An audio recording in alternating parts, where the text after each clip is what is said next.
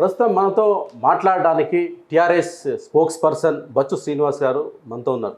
Sir చెప్పండి sir, Boora Narsaiah Goud అంటే TRS ప్రాథమిక సభ్యత్వానికి పార్టీ సభ్యత్వానికి రాజీనామా చేశారు. ఒక సుదీర్ఘమైన లేఖను కేసీఆర్కి పంపించడం జరిగింది. కానీ నర్సయ్య గౌడ్ ఏ పార్టీలో చేరుతున్నట్లు అధికారికంగా ప్రకటించలేదు. కానీ సమాచారం ప్రకారం బీజేపీలో చేరుతున్నట్లు సమాచారం అయితే లీక్ అవ్వడం జరిగింది. ప్రధానంగా బూరా నర్సయ్య గౌడ్ మాజీ ఎంపీ ఎందుకు పార్టీని వీడాల్సి వస్తుంది? ఈ పార్టీని అతడు వీడడం వల్ల మునుగోడు ఎన్నికలపైన ప్రభావం చూపే అవకాశం ఏమైనా ఉందా? ఒకసారి మనము తెలంగాణ రాష్ట్ర సమితి ప్రస్థానం చూసుకుందాం. అంటే 2001 నుంచి తెలంగాణ ప్రస్థానం మొదలైన రోజు నుంచి ఈ రోజు వరకు, తెలంగాణ ప్రస్థానం మొదలైన రోజు పిడికెడు మందితో మొదలైనటువంటి తెలంగాణ రాష్ట్ర సమితి ఈరోజు 22 సంవత్సరాల సుదీర్ఘ రాజకీయ ప్రస్థానంలో 14 సంవత్సరాల ఉద్యమ ప్రస్థానం, 2 ఎంపీలతోని తెలంగాణ భౌగోళిక విభజనను సాధ్యం చేసిన తర్వాత మళ్ళొకసారి 5 సంవత్సరాలు అధికారంలో ఉండి మరొకసారి ఎన్నికలు ఎదుర్కొని ఇప్పుడు 4 సంవత్సరాలు పూర్తి చేసుకున్నటువంటి సందర్భం. అంటే సుమారుగా 8 సంవత్సరాలన్నర అధికారంలో కొనసాగినటువంటి సందర్భం. మొత్తము 2001 నుంచి 2002 22 వరకు 21 సంవత్సరాలు నిండిపోయి 22 సంవత్సరం నడుస్తున్నది తెలంగాణ రాష్ట్ర సమితి ప్రస్థానంలో. ఇందులో మొదటి నుంచి ఈ రోజు వరకు ఆల నరేంద్ర గారు కావచ్చు, ఒక విజయశాంతి గారు కావచ్చు, ఒక జేసినేని చినమల్లయ్య గారు కావచ్చు, ఏ చంద్రశేఖరరావు గారు కావచ్చు, విజయరామారావు గారు కావచ్చు, కేకే మహేందర్ రెడ్డి గారు కావచ్చు, లేదా ఇట్లా చెప్పుకుంటూ పోతే బోలెడంత మంది పార్టీని రీసెంట్గా ఈటల రాజేందర్ గారు కూడా పార్టీని వదిలివేసి వెళ్ళిపెట్టి ఇదే మీరు మాట్లాడుతున్నటువంటి భారతీయ జనతా పార్టీకి వెళ్ళిండ్రు. ఏమైంది? ఇంతమంది వెళ్ళిపోయినరు. తెలంగాణ విభజన కంటే ముందు చాలామంది వెళ్ళిపోయినరు. తెలంగాణ ఏర్పాటైనటువంటి క్రమంలో చాలామంది వెళ్ళిపోయినరు. అధికారంలోకి వచ్చిన తర్వాత వెళ్ళిపోయినరు. ఏమవుతుంది? అయితే ఏమైనా అయిందా పార్టీకి? పోనీ మీకేమన్నా అనిపించిందా ఎప్పుడైనా? మీరు కూడా చాలా చూసిండ్రు కదా, వర్తమాన రాజకీయాలలో జరుగుతున్నటువంటి పరిస్థితులను మీరు కూడా గమనిస్తున్నారు కదా. తెలంగాణ రాష్ట్ర సమితి ఎప్పుడైనా బలాన్ని కోల్పోయినట్టు అనిపించిందా? చాలా బలంగా దృఢంగా ప్రజల విశ్వాసాన్ని ఒక విషయం అయితే స్పష్టంగా చెప్పగలుగుతాను. చెప్పండి. టీఆర్ఎస్ లో కేసీఆర్ లో ఒక భయం పట్టుకుంది. తెలంగాణ రాష్ట్రంలో బీజేపీ బలంగా తయారవుతుంది. మనం దుబ్బాక ఎన్నికల నుంచి మొదలుకొని ఇప్పటి వరకు కూడా అంటే బీజేపీ అనేది చాలా బలంగా దూసుకుపోతుంది. ఎక్కడ బీజేపీ తెలంగాణలో నెక్స్ట్ జరగబోయే ఎన్నికల్లో అధికారాన్ని చేపడుతుందన్న భయం మొదలైంది. అందు గురించే మునుగోడులో అభ్యర్థిని కూడా చాలా లేట్గా అనౌన్స్ చేశారనేది ఒక మీ పైన అభియోగం ఉంది. దాని గురించి మాట్లాడండి సార్. మీరు ఎప్పుడైనా కేసీఆర్ భయపడ్డప్పుడు ఎప్పుడైనా చూసిందా? చూడలేదు సార్. మరి ఎట్లా అంటారు కేసీఆర్ భయపడ్డారు? బీజేపీ వాళ్ళు అంటున్నారు కదా సార్. బీజేపీ వాళ్ళ బలం ఎంత? వాళ్ళ బలగం ఎంత? తెలంగాణలో 2-3 సీట్లు ఉన్నాయనుకోండి. 2 సీట్లు గట్ట మాట్లాడితే 100 సీట్లు మనమేమనుకోవాలి? అంటే వాళ్ళు మీకు ఒక ప్రశ్న నాది. దేన్ని ప్రామాణికం చేసుకొని మాట్లాడుతున్నారు వాళ్ళు బలవంతులని? దేన్ని ప్రామాణికం చేసుకొని కేసీఆర్ గారు భయపడుతున్నట్టుండ్రు సార్? ఎందుకు కేసీఆర్ గారు భయపడతారు సార్? 2014 నుంచి అన్ని ఎన్నికల లోపల దాదాపు టీఆర్ఎస్ గెలుస్తూ వస్తుంది. సర్పంచ్ కావచ్చు, జెడ్పీటీసీ ఎన్నికలు కావచ్చు, మరే ఎన్నికలు కావచ్చు, జిహెచ్ఎంసీ ఎన్నికలు కావచ్చు. ఎప్పుడైతే దుబ్బాక ఎన్నిక జరిగిన తర్వాత అందరూ అనుకున్నారు టీఆర్ఎస్ గెలుస్తుందేమో అనుకున్నారు. కానీ అల్టిమేట్గా అక్కడ రఘునందన్ రావు బీజేపీ అభ్యర్థి గెలవడం జరిగింది. బండి సంజయ్ ఎప్పుడైతే బీజేపీ అధ్యక్షుడు అయ్యాడో అంటే కేసీఆర్కు ధీటుగా, కేటీఆర్కు ధీటుగా, హరీష్ రావుకు ధీటుగా, కవితకు ధీటుగా అంటే వాళ్ళ యొక్క మాటలకు అంటే బదులిచ్చే ఒక నాయకులు కొత్తగా రంగప్రవేశం చేయడంతో ఒక టీఆర్ఎస్లో ఒక వణుకు మొదలైంది, భయం మొదలైంది. ఎక్కడ మేము తగ్గిపోతున్నాం అంటే సార్, ఇంతకుముందు కేసీఆర్ మాటలకి అందరు ఫిదా అయ్యేవాళ్ళు, ఇప్పుడు బండి సంజయ్ మాటలకు ఫిదా అవుతున్నారు. ధర్మపురి మాటలక అంటే బూత్ మాటలక ప్రజా బాహుల్యంలో ఎవరు బాగా మాట్లాడతారో వాళ్ళ వైపే అట్రాక్ట్ అవుతారు. కాదనటం లేదు ఆయన నాయకుడు. ఇప్పుడు బండి సంజయ్ గారిని మేమేమో రాష్ట్ర అధ్యక్షుడు కాదనడం లేదు నేను. పోనీ నేను అంటే మాత్రం ఆయన కాకుండా ఉండలేదు. ఆయన్ను కాదని మనం అనగలుగుతామా? ఆయన రాష్ట్ర అధ్యక్షుడు కొనసాగుతున్నారు. ఆ పార్టీ నిర్ణయించింది. ప్రజలు ఒప్పుకున్న తర్వాత మనం ఎవరిని తీసిపారేయాలి? అది ప్రజాస్వామ్యంలో బీఎస్పీ ప్రవీణ్ గారు కూడా నడుస్తున్నారు కదా. అంతకుముందు డిఎస్పీ ఆయన ఎవరో కూడా నడుస్తున్నారు కదా, నడిచింది కదా. ఇక్కడ బండి సంజయ్కి ఆదరణ వచ్చింది, కానీ ఆర్ఎస్ ప్రవీణ్ గారికి మరి ఎంత ఆదరణ వస్తుందని తెలియదు.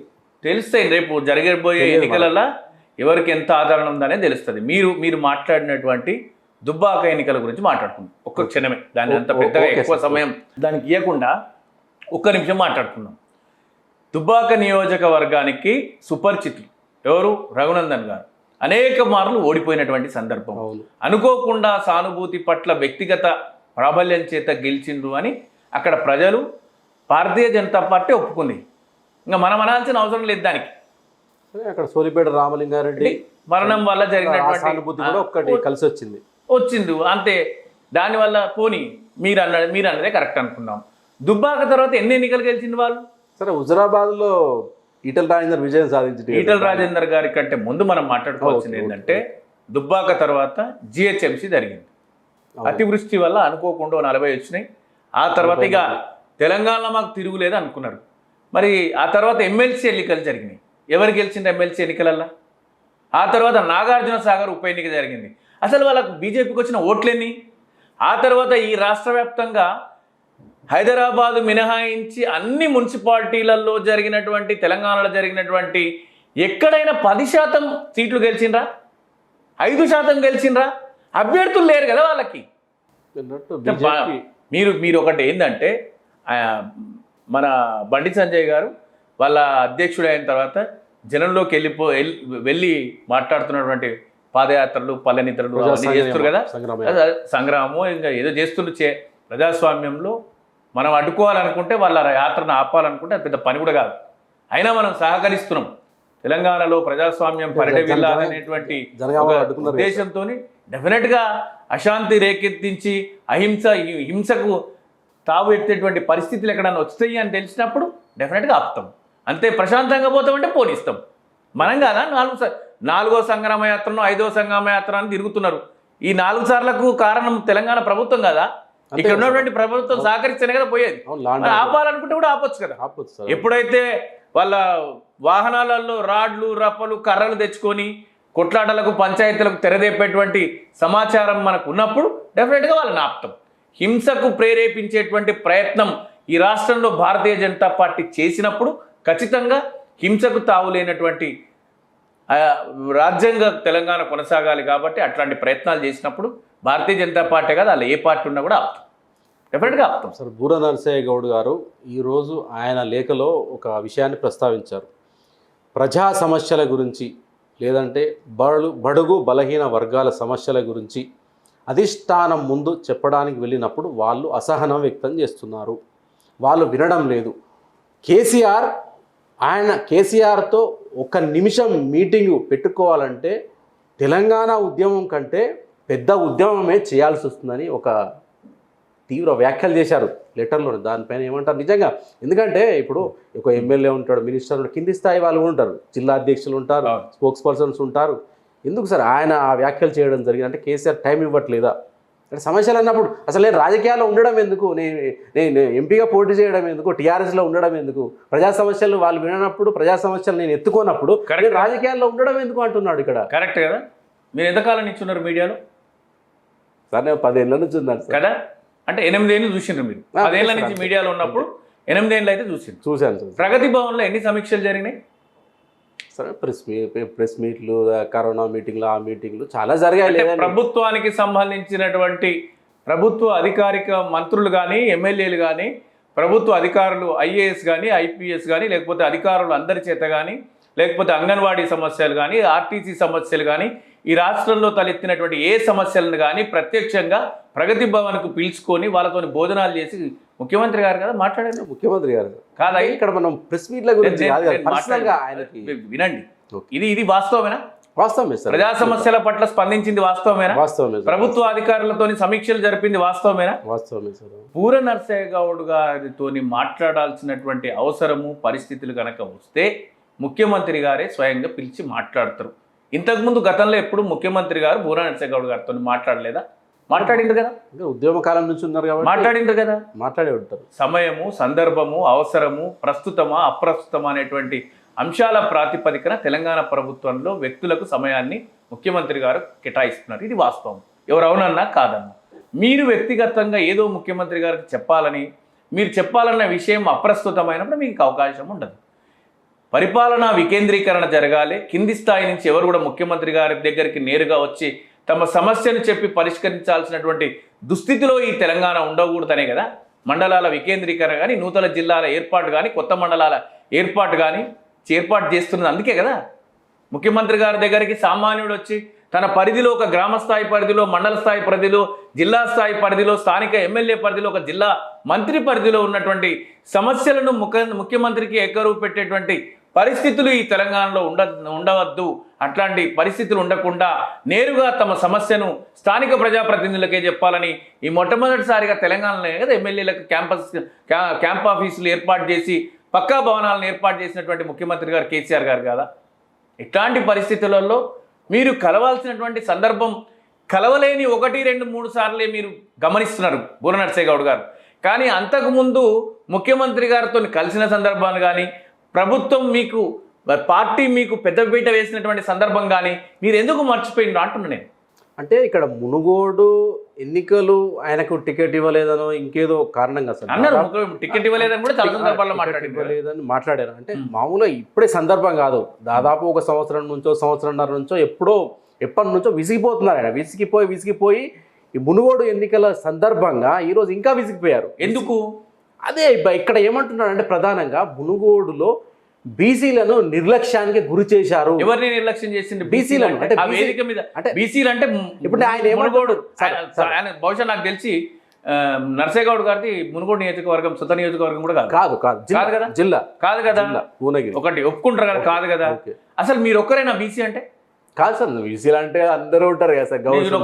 ఈ రోజు మన పార్టీలోకి వచ్చినటువంటి పల్లె రవికుమార్ గౌడ్ కూడా బీసీనే కదా. BC sir. రామచంద్ర గౌడ్ గారు సిపిఐ సిపిఎం లో కొనసాగుతున్న అనేక మంది బీసీలు ఉన్నారు, గౌడ్స్ ఉన్నారు.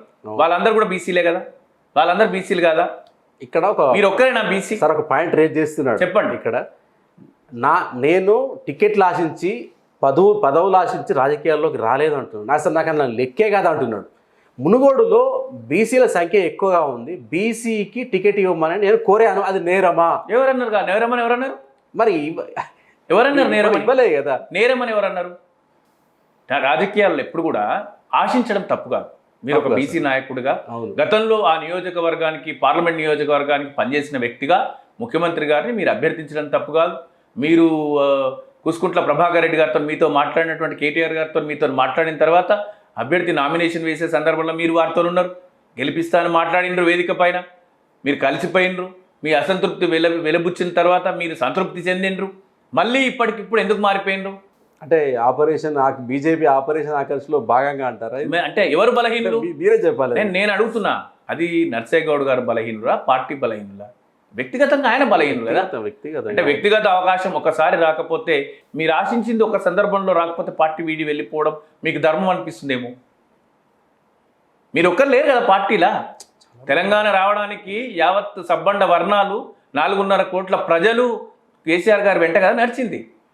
అందులో తెలంగాణ రాష్ట్ర సమితిలో 2 లక్షల మంది ఉన్నారు అనుకుందాం, లేదా 3 లక్షల మంది, 60 లక్షల మంది సభ్యత్వం ఉన్నటువంటి తెలంగాణ రాష్ట్ర సమితిలో 2 కోట్ల మంది అని ఉంటారు కదా తెలంగాణ రాష్ట్ర సమితి నుంచి. అందులో 50 లక్షల మంది, 60 లక్షల మంది కార్యకర్తలు ఉంటే 60,000 మంది నాయకులను ఉంటారు కదా. మరి ఇంతమందికి అవకాశం ఒకేసారి వస్తుందా? మీకు అవకాశం వచ్చింది కదా, మీరు అదృష్టవంతులు కదా, గెలిచిండ్రు కదా, పదవిని కూడా అనుభవించింది కదా. గడిచిన గతాలను ఎందుకు నెమరు వేసుకోవట్లేదు అంటే నేను ఈరోజు కలిగినటువంటి నిజంగా మీరు అసంతృప్తులు ఉండొచ్చు, నేను కాదనలేదు. మరి గడిచిన గతంలో మీరు గొప్పగా వైభవాన్ని అనుభవించింది కదా. కేసీఆర్ గారు మీకు ఒక గొప్ప అవకాశాన్ని ఇచ్చారు కదా, పార్టీ మీకు ఒక గొప్ప అవకాశాన్ని ఇచ్చింది కదా, గెలిచినప్పుడు అవకాశం ఇచ్చింది, మళ్ళీ మీకు ఒక అవకాశం ఇచ్చింది. మీలాగా చాలామంది అవకాశం రానోళ్ళు చాలా దూరంలో ఉన్నారు కదా. Sir thank you.